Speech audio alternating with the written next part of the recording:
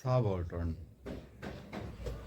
এই শব্দটি আপনারা বিভিন্ন জায়গায় বিভিন্ন সময় ইদানিং শুনে থাকবেন, কিন্তু ভেবে দেখেছেন এই শব্দটি এলো কোথা থেকে? আর এই শব্দটির মানেই বা কী, বা এই সাবঅল্টার্ন কারা? আজকে আমরা আলোচনা করব এই সাবঅল্টার্ন এবং এর ব্যবচ্ছেদ নিয়ে। সাবঅল্টার্ন মূলত অ্যান্থনিও গ্রামসির একটি ধারণা থেকে এসেছে। এখানে আসলে সাবঅল্টার্ন হচ্ছে সেই শ্রেণী যারা সমাজের প্রান্তিক লোকেদেরকে বোঝানো হচ্ছে। প্রান্তিক বলতে আসলে তারা কারা? এক্ষেত্রে সেই সকল লোকেদেরই বোঝানো হচ্ছে যারা সমাজে মূল সুবিধাগুলো পায় না।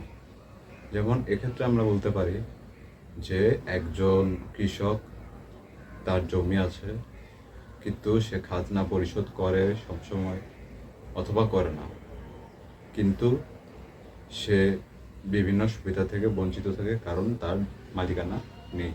আবার আমরা বলতে পারি একজন রিক্সাওয়ালা, যে হচ্ছে গিয়ে ভাড়ায় রিক্সা চালায় কিন্তু তার নিজের কোনো রিক্সা নেই। ফলে সরকার যখন হচ্ছে কোনো রিক্সাওয়ালাদেরকে সুযোগ সুবিধা দেয়, তখন তার নিজের রিক্সা না থাকার কারণে সে প্রকৃত সুযোগ সুবিধাগুলো পায় না। তো এরকমভাবে আরও অনেকভাবে বলা যায়, কিন্তু এই সাবঅল্টার্নের ধারণাটি আসলে খুবই জটিল একটি ধারণা এবং আধুনিক সমাজ ব্যবস্থার সাথে এটা ওই অ্যান্থনিও গ্রামসির ধারণার সাথে সামঞ্জস্যপূর্ণ নয়।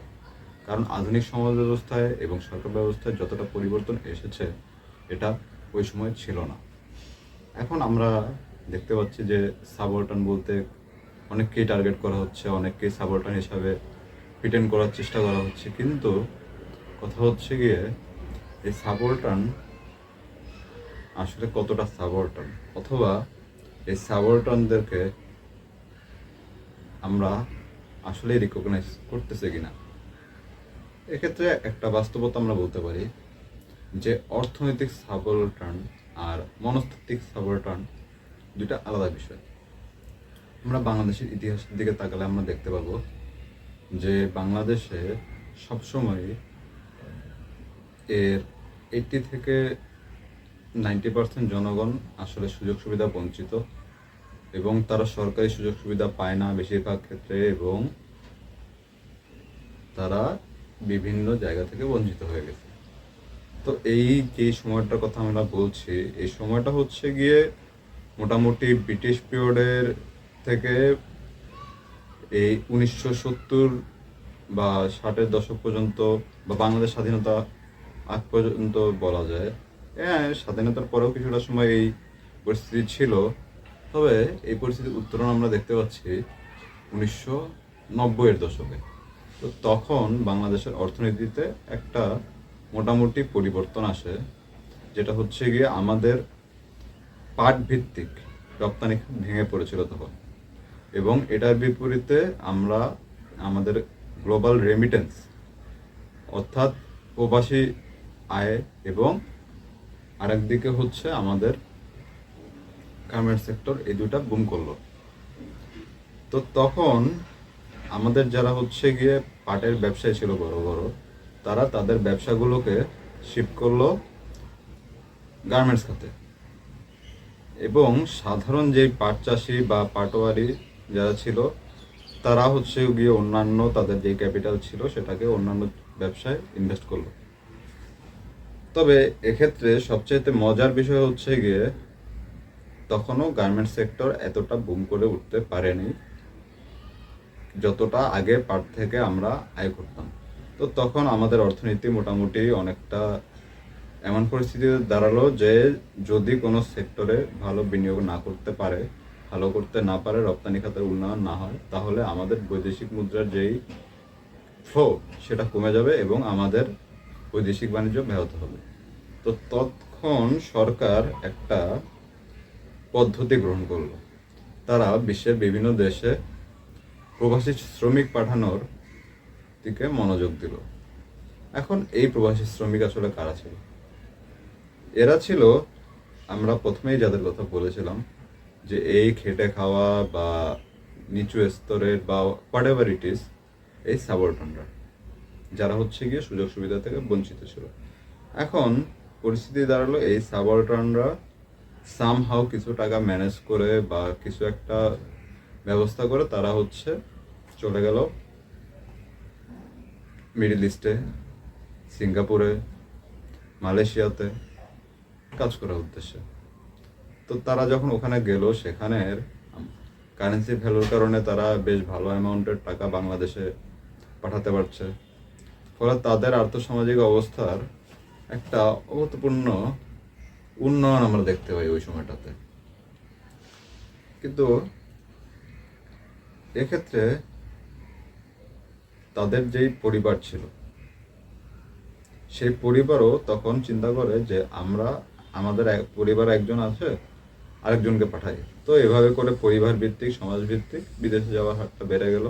তো এভাবে করে আমাদের দেশের একটা পর্যায়ে ইকোনমির ব্যাপক একটা চেঞ্জ আসলো। এখন এই চেঞ্জের ফলে তারা যে আগে সাবঅর্ডিনেট ক্লাসে বিলং করতো, এটা কি রাতারাতি চেঞ্জ হয়ে গেল? এখন তাদের বাড়ি পাকা হচ্ছে, তারা ভালো জামা কাপড় পরছে, তাদের ছেলে মেয়ে স্কুল কলেজে যাচ্ছে, কারণ তাদের কাছে টাকা আছে, মোটামুটি তারা এগুলো অ্যাফোর্ড করতে পারছে। কিন্তু এখন মনস্তাত্ত্বিকভাবে যদি আমরা বিশ্লেষণ করি, তারা কি ওই সাবঅর্ডিনেট যে তাদের মনস্তত্ত্ব, এটা থেকে বেরোয় আসতে পারছে? এক্ষেত্রে আমরা দুইটা জিনিসের কথা বলতে পারি।